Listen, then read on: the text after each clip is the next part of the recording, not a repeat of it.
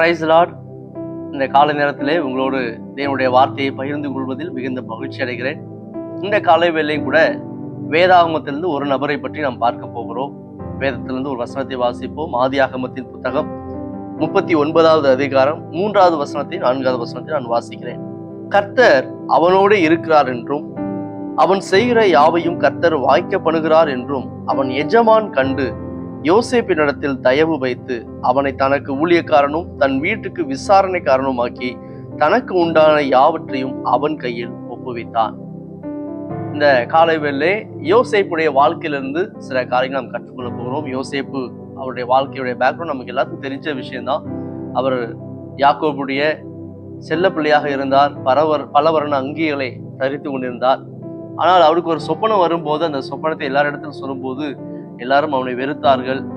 அப்பொழுது அவன் மிகுந்த வேதனையோடு தான் இருந்திருப்பான். ஒரு முறை அவன் தன்னுடைய சகோதரர்களை பார்க்க செல்லும் போது அவனுடைய சகோதரர்கள் எல்லாரும் சேர்ந்து இவன் மேல் பொறாமை கொண்டு இவனை கொன்றுவிட வேண்டும் என்று நினைத்தார்கள். ஆனால் சில சந்தர்ப்பத்தை நிமித்தமாக அவனை படுகுழியில் தள்ளினார்கள். பிறகு இஸ்மவேல் வேறிடத்தில் அடிமையாக விற்று போட்டார்கள். அடிமையாய் விற்கப்பட்ட யோசேப்பு இப்பொழுது எகிப்து தேசத்துக்கு கொண்டு போகப்பட்டு அங்கே இப்பொழுது போர்த்திபார் என்ற ஒரு பெரிய மனுஷனுடைய கையிலே வீட்டிலே வேலைக்காரனாக அடிமையாக செல்கிறார். அடிமையாக சென்று அங்கே சில நாட்கள் வாழ்ந்த போது கொஞ்ச நாள் கழிச்சு அவன் செய்யாத தவறுக்காக பழி சுமத்தப்பட்டு மீண்டும் சிறைச்சாலைக்கு தள்ளப்படுகிறார். சிறைச்சாலை தள்ளப்பட்டு அங்கே பல வருடங்கள் சிறை தண்டனை அனுபவித்தாலும் கொஞ்ச காலங்க அப்புறம் ஆண்டவர் அவனை தொட்டு அவனுடைய வாழ்க்கையில மிகப்பெரிய அற்புதத்தை செய்து எகிப்து தேசத்துக்கு அதிகாரியாக வைக்கிறார். இதுல நான் கற்றுக்கொண்ட ஒரு பாடம் என்று சொன்னால், இந்த யோசேப்பு படுகொலியில் தள்ளப்பட்டான், அடிமையாக கொண்டு போகப்பட்டான், சிறையில் அடைக்கப்பட்டான். கிட்டத்தட்ட ஒரு 13 ஆண்டு காலமாய் அவன் அப்படிப்பட்ட இக்கட்டான பாதையில் நடந்து போனான். ஆனா அப்படி போகும்போது எந்த இடத்துலையும் அவன் அதிகமா புலம்புனதையோ அல்லது அவன் அதிகமாக வேதனைப்பட்டதாகவோ கண்ணீர் வடித்ததாகவோ வேதாகம புத்தகத்தில் எந்த விதமான வார்த்தையும் எழுதப்படவில்லை. ஆனால் அதுக்கு பதிலாக எழுதப்பட்டிருக்கிறது, கர்த்தர் யோசேப்போட இருந்தால் அவன் காரிய சித்தி உள்ளவன் ஆனான் என்று வேதத்துல வாசிக்கிறோம். அது மாத்திரமல்ல, அவன் எங்கெல்லாம் போனானோ அங்கே தேவனுடைய கிருபை அவனுக்கு கிடைத்தது, மனுஷருடைய தயவு கிடைத்தது.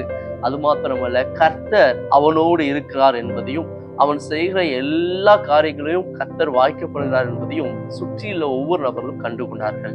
அதனாலே தான் இந்த யோசேப்புடைய வாழ்க்கை ஒரு குறிப்பிட்ட காலத்துக்கு அப்புறம் உயர்வு சென்றது. அப்போ இந்த யோசேப்புடைய வாழ்க்கையிலிருந்து நாம் கற்றுக்கொள்ள வேண்டிய பாடங்கள் என்ன என்று சொன்னால், முதலாவது, அவன் எங்கு சென்றாலும் அந்த சூழ்நிலையில் இருக்கிறதான கஷ்டங்களையும் நஷ்டங்களையும் வேதனைகளையும் மாத்திரம் பார்க்காமல், இன்னும் சொல்ல போனால் அதில் இருக்கிறதான நெகட்டிவான எதிர்மறையான காரியங்களை பார்க்காமல், அங்கே தன்னால் எந்த காரியத்தை சிறப்பாக செய்ய முடியுமோ, எதை பெஸ்டாக செய்ய முடியுமோ அதை செய்வதற்கு தன்னை அர்ப்பணித்தான். அது மாத்திரமல்ல, அதை செய்யவும் செய்தான். இந்த நாட்டில் அநேக நேரத்துல நமக்கு ஏற்ற சூழ்நிலை இல்லை என்று சொன்னால் நாம் அதை புலம்புவோம், வேதனைப்படுவோம். அடுத்து இருக்கிறதுல பெஸ்ட்டை கொடுக்கணும்னு சொல்லி நம்ம விரும்ப மாட்டோம், ஏனோ தானோ என்று செய்வோம். ஆனால் இந்த யோசேப்பு அப்படி அல்ல.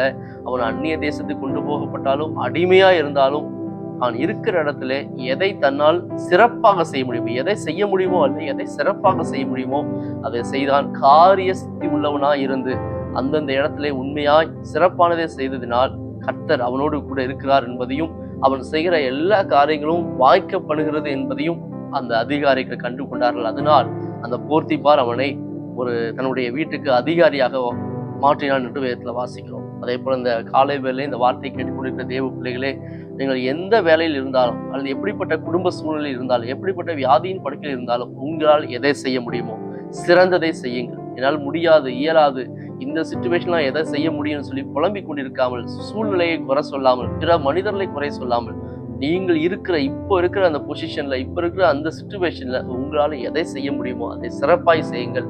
காரணம், கர்த்தர் உங்களோடு கூட இருப்பார். அவர் நீங்கள் செய்கிற சகல காரியங்களையும் வாய்க்க பண்ணுவார். அது மாத்திரமல்ல, இந்த யோசேப்பு தேவனுடைய பார்வைக்கு முன்பதாக அடுத்து தான் எங்கெல்லாம் சென்றானோ அங்கே எல்லாவற்றிலும் உண்மை உள்ள ஒரு மனுஷனாக இருந்தார். அதே போல இந்த வார்த்தை கேட்டுக்கொண்டிருக்கிற தேவ பிள்ளைகளே, நீங்கள் எங்கு சென்றாலும் யாரோடும் நீங்கள் கம்பேர் பண்ணாதீங்க, காம்ப்ரமைஸ் பண்ணாதீங்க. எல்லா இடத்துலையும் உண்மை உள்ளவர்களா இருக்க. காரணம், கர்த்தர் என்னை பார்க்கிறார் என்ற எண்ணம் நமக்குள்ளாக இருக்கணும். யோசேப்பு எல்லா காரியத்திலையும் உண்மையா இருந்ததுக்கு காரணம், நான் எங்கு சென்றாலும் என்ன செய்தாலும் நான் ஆராதிக்கிற தேவன் என்னை பார்த்து கொண்டே இருக்கிறார் என்று எண்ணம் அவனுக்குள்ள இருந்தது. எனவே இந்த காலை வேளை நமக்குள்ளாகவும் அப்படிப்பட்ட எண்ணம் உண்டாவதாக. நாம் உண்மை உள்ளவர்களா இருக்க தேவன் உதவி செய்வார். மூன்றாவது முக்கியமான காரியம், இந்த யோசேப்பு மன்னிக்கும் குணம் உள்ளவனாக இருந்தான். மன்னிக்கும் குணம் எப்படிப்பட்டதா இருந்தது என்று சொன்னால், தன்னை படுகொலியில் தள்ளின, தன்னை கொலை செய்வதற்கும் ஆயத்தமா இருந்த தன்னுடைய உடன் பிறந்த சகோதரர்களையே அவள் மன்னித்து ஏற்றுக்கொண்டு, அது மாத்திரமல்ல, அவர்களுக்கு தனியாக ஒரு தேசத்தையே ஆயத்தப்படுத்தி அவர்கள் சந்தோஷமாய் வாழ்வதற்கு அனைத்து காரியங்களையும் ஆயத்தப்படுத்தி கொடுத்தார். இந்த காலை வேளை ஒருவேளை யாரையும் மன்னிக்க முடியாத சூழ்நிலை இருக்கிறீர்களா? காலை வேளை தேவனுடைய உதவியை நாடுங்கள், அவர்களை மனப்பூர்வமாய் மன்னிங்கள். இப்படி செய்வதே பிதாவுடைய சித்தமாக இருக்கிறது. எனவே இந்த யோசேப்பை போல இந்த 3 காரியங்களை நாம் செய்ய ஆயத்தமா இருக்க வேண்டும்.